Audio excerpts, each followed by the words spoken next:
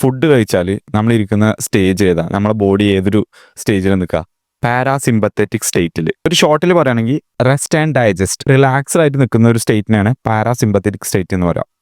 അതേസമയം നമ്മുടെ വയറിൽ ഫുഡ് ഇല്ലാത്തപ്പോൾ, നമ്മൾ വിശന്ന് നിൽക്കുന്ന ടൈമിൽ നമ്മളൊരു സർവൈവൽ മോഡിലാണ്, സിമ്പത്തറ്റിക് സ്റ്റേറ്റിലേക്ക് മാറും നമ്മുടെ ബോഡി.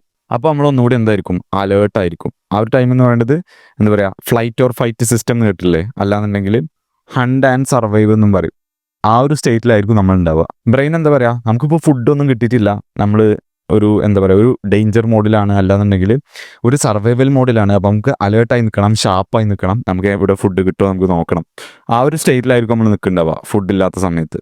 അതായത് ഹണ്ട് ചെയ്യാൻ തയ്യാറായി നിൽക്കുന്ന ഒരു ലയണിനൊക്കെ പോലെ. നമ്മളെ ഹണ്ടാണല്ലോ നമ്മളെ വർക്ക് അല്ലെങ്കിൽ സ്റ്റഡി എന്ന് പറയുന്നത്. നമ്മളെ സിമ്പത്തറ്റിക് സ്റ്റേറ്റിലേക്ക് നമ്മൾ കൂടുതൽ അലേർട്ട് ആക്കുന്ന ഒരു സംഭവമാണ് intermediate fasting. That is the tool that will enhance your focus and productivity.